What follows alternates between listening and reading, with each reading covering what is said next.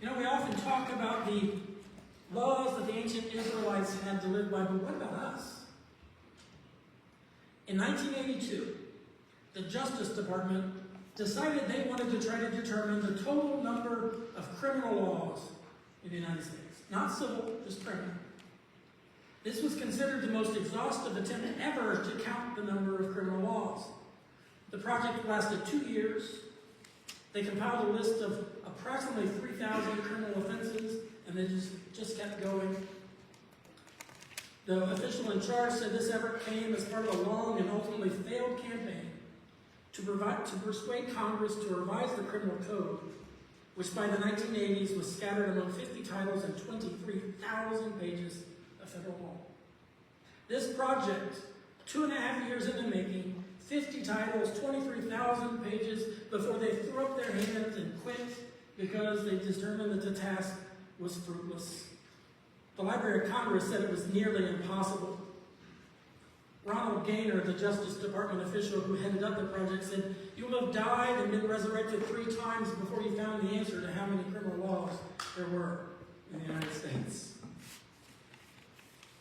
But let's not forget all those little unwritten rules of society that we live by every day that make life run just a little bit more smoothly and more nicely. Chew with your mouth closed. Don't cut in line. Do not talk loudly during a movie.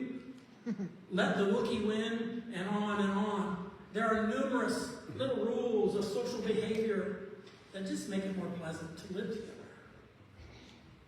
Now, last week we were talking about how in the middle of chapter 2 of Mark's Gospel, Jesus had been garnering this increasing attention from the populace, larger and larger crowds, and along with that, ever-increasing scrutiny from the religious establishment. The scribes, the Pharisees, and legal scholars the scribes and religious and legal scholars, not the Pharisees, were present when he healed the paralyzed man and said, "Your sins are forgiven," which threw them all into a tizzy, because only God can do that. And then after he called Levi the tax collector and attended a banquet with sinners and tax collectors, the Pharisees were there this time, those self-proclaimed arbiters of rule adherence and gatekeepers of who was being a good Jew and who wasn't. They had joined the party probably because the scribes had done narked on Jesus for pushing the boundaries a little bit. You guys know what narked means, right? Am I just showing my age? The scribes and the Pharisees were outraged that Jesus was associating with those people. They thought this showed appalling poor judgment on his part. But Jesus was now on the Pharisees' radar, and they were not pleased with this upstart young rabbi. So let's look at our text today, Mark 2:18 to 3:6. Now John's disciples and the Pharisees were fasting, and the people came and said to him, "Why do John's disciples and the disciples of the Pharisees fast, but your disciples do not?" And Jesus said to them, "The wedding attendants cannot fast while the bridegroom is with them, can they? As long as they have the bridegroom with them, they cannot fast. The day will come when the bridegroom is taken away from them, and then they will fast on that day. No one sews a piece of unshrunk cloth on an old cloak, otherwise the patch pulls away from it, the new from the old, and a worse tear is made. Similarly, no one puts new wine into an old wineskin, otherwise the wine will burst the skin, and the wine is lost, and so is the skin. But one puts new wine into freshly wineskins." On one Sabbath, he was going through grain fields, and as they made their way, his disciples began to pluck the heads of grain. And the Pharisees said to him, "Look, why are they doing what is not lawful on the Sabbath?" And he said to them, "Have you never read what David did when he and his companions were hungry and in need of food? How he entered the house of God when Abiathar was high priest and ate the bread of the presence, which is not lawful for any but the priest to eat. And he gave some to his companions. And then he said to them, the Sabbath was not made for humankind. The Sabbath was made for humankind, not humankind for the Sabbath. So the Son of Man is Lord even of the Sabbath." Again he entered the synagogue, and a man was there at a withered hand. And they were watching him to see whether he would cure him on the Sabbath, so that they might accuse him. And he said to the man who had the withered hand, "Come forward." And he looked at them and he said, "Is it lawful to do good or to do harm on the Sabbath? to save life or to kill, but they were silent. And he looked around him with anger. He was grieved at their hardness of heart. And he said to the man, "Stretch out your hand." And he stretched it out, and the hand was restored. And the Pharisees went out and immediately conspired with the Herodians against him, how to destroy him.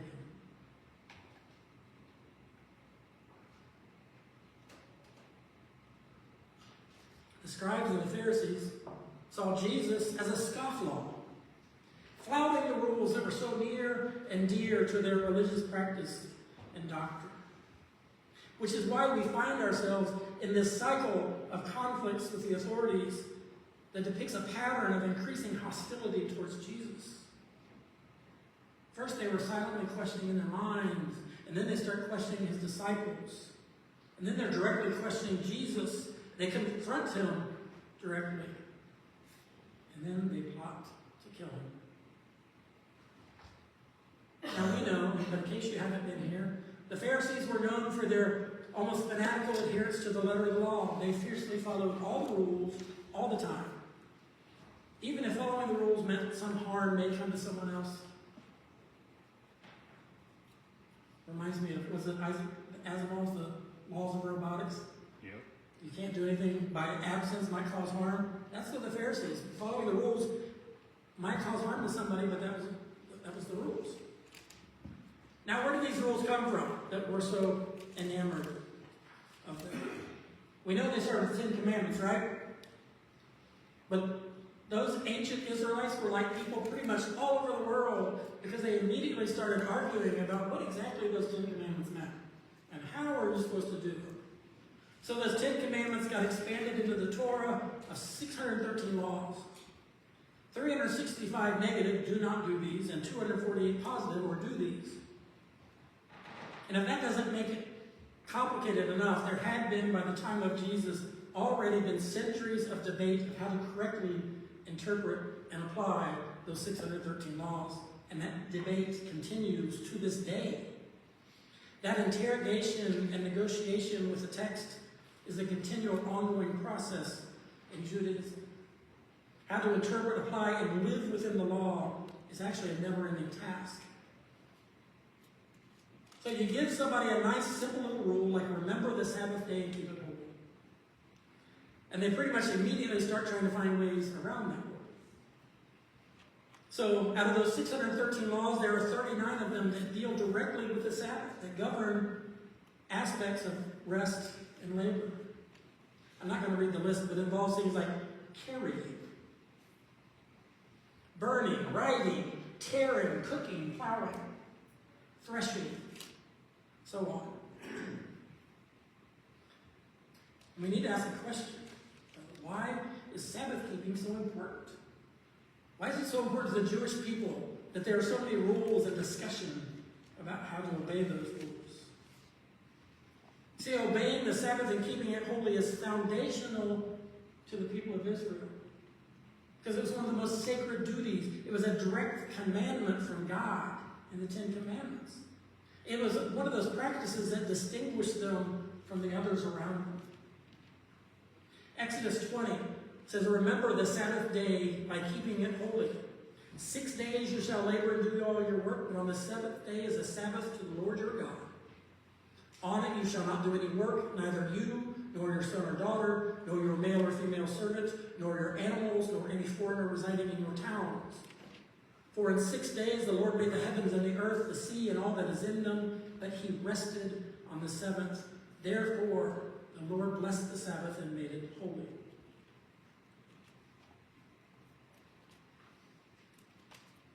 So we're in the midst of this ever-escalating tale of confrontation.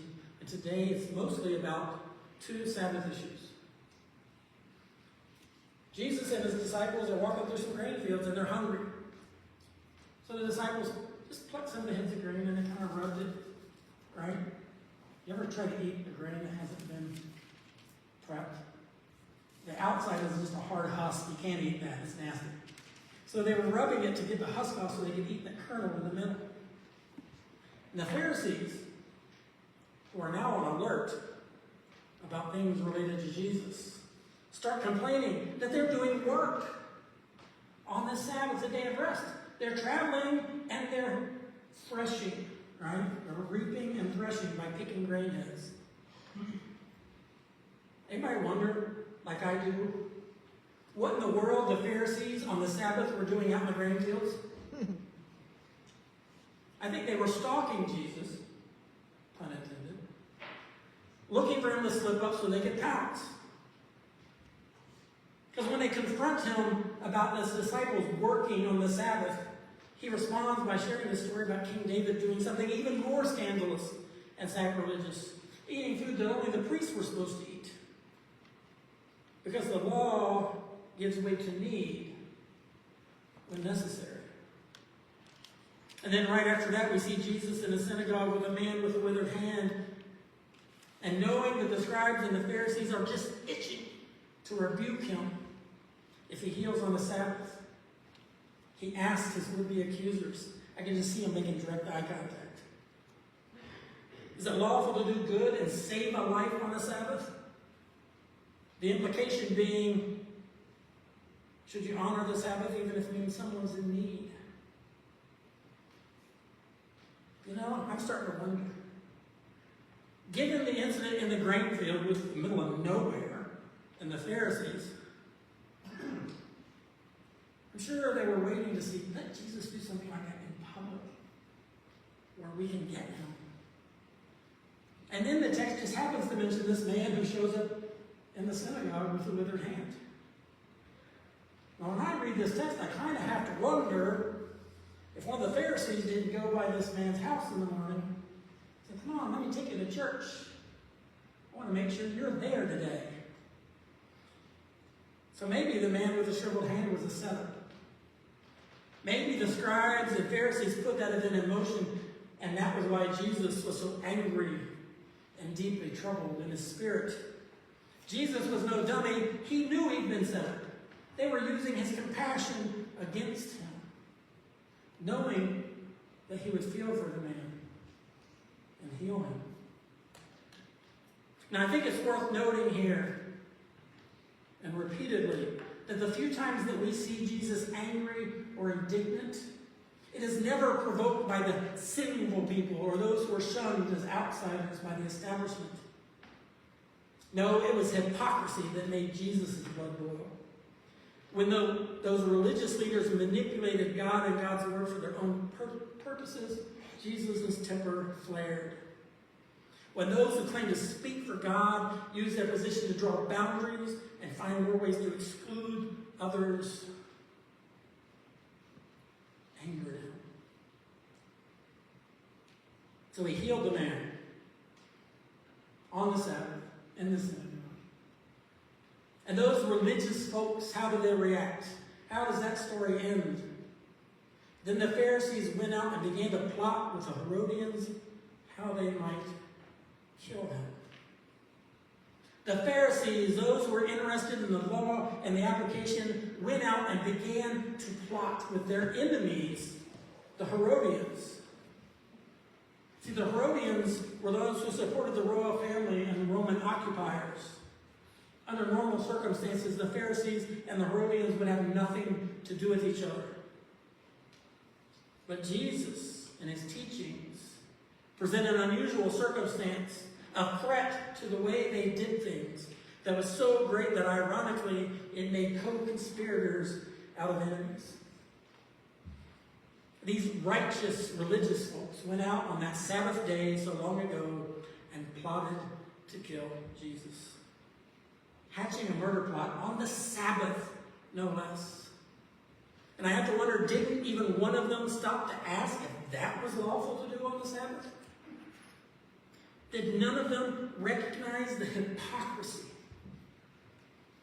of plotting to kill the man who healed on the Sabbath? It reminds me that those who try to use the Bible as a bludgeon to punish those they consider sinners or unrighteous, without seeming to understand that that goes against pretty much everything Jesus taught. It goes against the very purpose that we have rules to begin with, right? God gave us the rules and the laws to help us get the most out of life. by looking out for others, taking care of them. Laws create a level of order that offers protection to those who are the most vulnerable. A stability that makes it easier for us all to prosper. All of these things the law does, which is why God's law is holy and we're taught to revere and follow it. But as important as that law is, as all laws are, they are always a means to an end, a tool to be used for a greater purpose. The Pharisees were good religious folk. And they, like many of us good religious folk today, sometimes get a little confused. We mistake the rules, the structure, for the end result, not its purpose. We start taking that organization and those rules as what we should be striving for, and not guidelines to take us somewhere beyond. They were following the rules to the exact jot and tittle, and they thought that was the point. They forgot that the whole point of the law was established to help others, so they were using it as a weapon instead of a tool to make life better. Rules had become so important to them that even God dropped out of sight, much less the well-being of other people. The rules can be restrictive. It's kind of the nature of them, to be honest. They sometimes get in the way of people. Well, strict adherence to the rules gets in the way of people. Now, don't get me wrong. Rules are necessary. We need rules in our society. I'm not an anarchist, although Victoria may think so sometimes. Rules bring order to our lives and our society and our church. But I think one of our biggest problems is escalation. Rules, by their very nature, start taking on a life of their own. And you add more rules to clarify your rules, and more rules about how to apply the rules. And we create a monster that we did not intend to. And it starts becoming about the rules, and we forget why. Let me close with a story I read about a teacher who was letting a student sleep in class because he knew she was stressed out and exhausted by what was going on in her life. He knew she had stuff going on outside of school. So he let her sleep.